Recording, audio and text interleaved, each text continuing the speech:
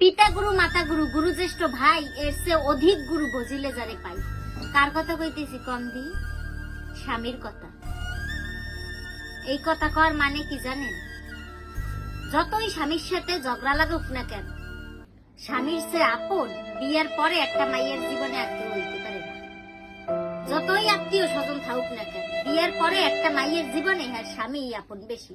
বিয়ের পর এক মাস একটু বাপের বাড়ি যাইয়ে থাকেন, তারপর বাপ মা ভাই ভাইয়ের বউ কথা শুনলে পর নিজেই বুঝবেন যে স্বামীর চেয়ে আপন কেউ নাই।